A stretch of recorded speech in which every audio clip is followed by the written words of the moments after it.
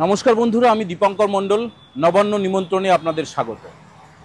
देशेर ৭৯तम स्वाधीनता दिवसेर शुभेच्छा जानाच्छि आपनादेरके, आंतरिक अभिनंदन जानाच्छि। यदिओ स्वाधीनता दिवसेर बेश किछुक्षण आगे सरासरि कलकातार रेड रोड थेके जेखाने मुख्यमंत्री ममता बंदोपाध्याय कुचकावाजे जे अनुष्ठान हय सेखाने अंश नेन, आमरा सेई मंचेई दाঁড়িয়ে रयेछि। যে খবরটা দেওয়ার জন্য আমরা সরাসরি এই ভিডিও তৈরি করছি সেটা হচ্ছে রাজ্যের মুখ্যমন্ত্রী মমতা বন্দ্যোপাধ্যায় তার রাতের ঘুম ঠিকঠাক হবে তো? তিনি স্বাধীনতা দিবসের অনুষ্ঠানে এসে তার মুখে হাসি থাকবে তো? তার কারণ তার যে দপ্তর হোম ডিপার্টমেন্ট, পুলিশ মন্ত্রী মমতা বন্দ্যোপাধ্যায় তার অধীনস্থ বেশ কয়েকজন পুলিশ কর্মীর স্ত্রী তারা কলকাতা প্রেস ক্লাবে গত 12ই আগস্টে একটা সাংবাদিক বৈঠক করার চেষ্টা করেছিলেন। খানিকক্ষণ কয়েক মিনিট তারা বক্তৃতা দেওয়ার পরেই সেই অনুষ্ঠান বন্ধ করে দিয়ে তারা রণে ভঙ্গ দিতে বাধ্য হন। রাজ্যের বিরোধী দলনেতা শুভেন্দু অধিকারীকে তারা ল্যাং মারতে এসেছিলেন, নিজেরাই চিৎপটাং হয়ে তারা ফিরে চলে যান এবং যেটুকু বক্তব্য তারা কলকাতা প্রেস ক্লাবে রেখেছেন তারপরে কলকাতা প্রেস ক্লাব থেকে বেরিয়ে গিয়ে গান্ধী মূর্তির পাশে দাঁড়িয়ে তারা যে বাসে ভাড়া করে যতজন এসেছিলেন তারা সাংবাদিকদের সামনে কিছু বলার চেষ্টা করেছে এবং তারা যেটা বলার চেষ্টা করেছেন রাজ্যের বিরোধী দলনেতা শুভেন্দু অধিকারী তিনি নাকি পুলিশ কর্মীদের বাড়ির মহিলাদের উদ্দেশ্যে বিদ্বেষমূলক মন্তব্য কুকথা উচ্চারণ করেছেন। যদিও রাজ্যের বিরোধী দলনেতা শুভেন্দু অধিকারী তিনি এই ধরনের কোনো মন্তব্য করেননি। গত 9 আগস্টে যখন অভয়ার মা তার মাথা ফুলে যায়, মাথা ফেটে রক্ত বেরোয়, অসুস্থ হয়ে হাসপাতালে যান, বেশ কয়েকজন অভয়ার বাবা মায়ের ডাকে নবান্ন চলো অভিযানে যোগ দিয়ে বেশ কয়েকজন মহিলার হাতের শাঁখা পলা ভেঙে যায়, বেশ কয়েকজন প্রহৃত হন, জাতীয় পতাকা অসম্মানিত হয়। এই সমস্ত খবর পাওয়ার পরে বিরোধী দলনেতা শুভেন্দু অধিকারী কলকাতা পুলিশের কমিশনারের উদ্দেশ্যে একটি বাক্য প্রয়োগ করেছিলেন।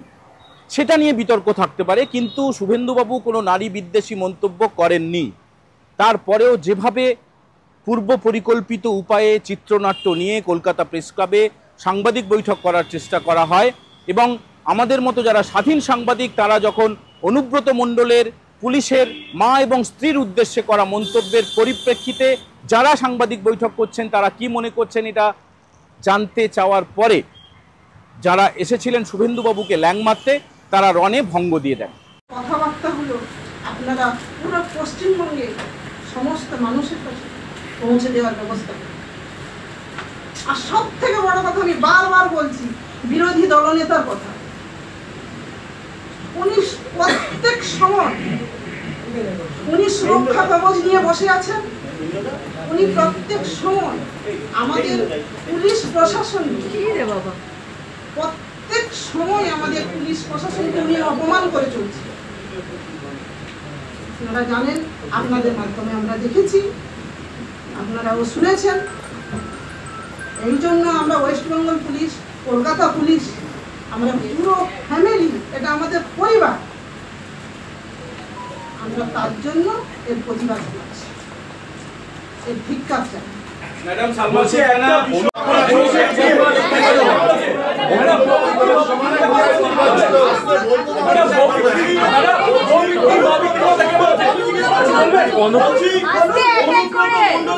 আপনারা কেন চুপ ছিলেন?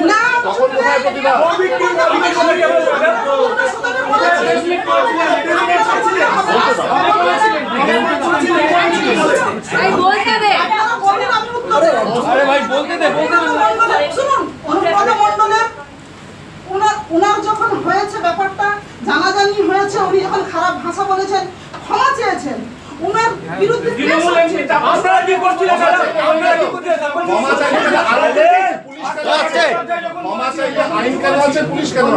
আপনারা কি শুধু সিলেক্টিভ অনুব্রত মণ্ডল ক্ষমা চাইলো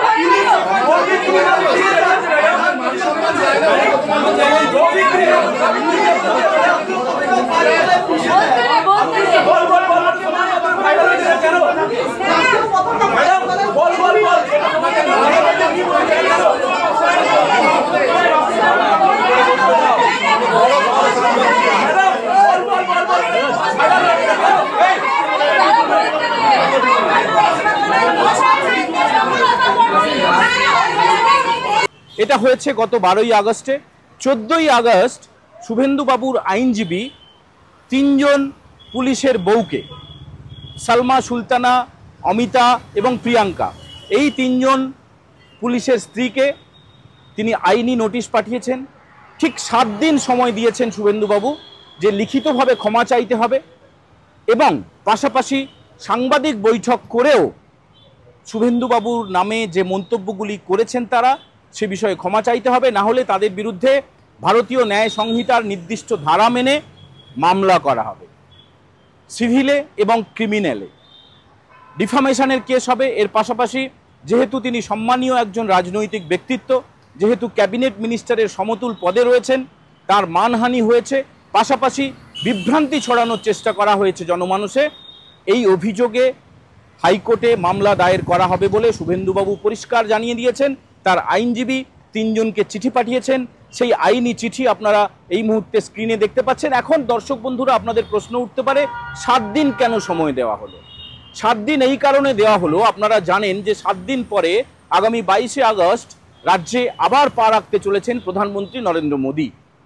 কলকাতা মেট্রোর সম্প্রসারণের 3টি তিনি উদ্বোধন করবেন, কয়েক হাজার কোটি টাকার প্রকল্প উদ্বোধন করার পাশাপাশি দমদমে একটি রাজনৈতিক সভা করারও কথা রয়েছে প্রধানমন্ত্রীর, এবং সেই জন্য কিন্তু তৃণমূলের এবং তৃণমূল নেত্রী তথা মুখ্যমন্ত্রী মমতা বন্দ্যোপাধ্যায়ের রাতের ঘুম উড়ে গিয়েছে। তার কারণ আলিপুরদুয়ারে এবং দুর্গাপুরে এসে প্রধানমন্ত্রী যেভাবে রাজ্যের শাসক দলের দুর্নীতি, রাজ্যের শাসক দলের নেতা কর্মীদের অত্যাচার নিয়ে সরব হয়েছিলেন, আদালত না হস্তক্ষেপ করলে পুলিশ কোনো পদক্ষেপ করছে না বলে তিনি অভিযোগ করেছিলেন। 26,000 শিক্ষক শিক্ষাকর্মীর চাকরি চলে যাওয়া থেকে শুরু করে শিক্ষা প্রতিষ্ঠানগুলিতে নৈরাজ্য হওয়া, এর পাশাপাশি যেভাবে দোর্দণ্ড প্রতাপ তৃণমূলের নেতা নেত্রী, সাংসদ, বিধায়ক ও মন্ত্রীরা তারা যে কুকর্ম করে চলেছেন সেটা নিয়েও অভিযোগের আঙুল তুলেছিলেন প্রধানমন্ত্রী নরেন্দ্র মোদী। এবারে তৃতীয়বারে এসে 2026 সালের বিধানসভা ভোটের আগে তৃতীয়বার কলকাতায় এসে প্রধানমন্ত্রী নরেন্দ্র মোদী কি বলেন, কতটা তিনি তীক্ষ্ণভাবে তৃণমূল কংগ্রেসের দিকে আক্রমণের তীর শানান, সেদিকে অবশ্যই সবার নজর থাকবে। এবং যেহেতু 7 দিনের পরে প্রধানমন্ত্রী আসছেন, তার আগেই এই মমতা বন্দ্যোপাধ্যায়ের অধীনস্থ রাজ্যের পুলিশ দপ্তর, তাদের যারা কর্মী, তাদের যারা স্ত্রী, তাদের বিরুদ্ধে কিন্তু আইনি নোটিশ চলে গেল। বন্ধুরা, আপনারা কি মনে করছেন? শুভেন্দুবাবু ঠিক করেছেন নাকি ভুল করেছেন? যারা সাংবাদিক বৈঠক করতে এসেছিলেন তারা তো সাংবাদিক বৈঠক পুরোটা কমপ্লিট না করেই তারা চলে যান, এবং তারপরেও কিন্তু শাসক দলের কটাক্ষ, শাসক দলের বিভিন্ন রকমের আঁকাবাঁকা টেরা কথা তার অভাব হয়নি। এবারে বুঝুন ঠেলা, ছিপ গড়তে গিয়ে বাঁদর হয়ে গেল, চেয়েছিলেন এক, হয়ে গেল আর এক, মারতে গেছিলেন ল্যাং, চিৎপটাং হয়ে পড়ে গেলেন, খুব খেলা হবে করে চিৎকার করেন। খেলা শুরুর আগেই যাদেরকে আনা হয়েছিল পূর্ব পরিকল্পিতভাবে, তাদেরকে রণে ভঙ্গ দিতে হলো। বন্ধুরা, সবাই ভালো থাকবেন। আরও একবার আপনাদের 79তম স্বাধীনতা দিবসের শুভেচ্ছা জানাচ্ছি। জয় হিন্দ, বন্দে মাতরম।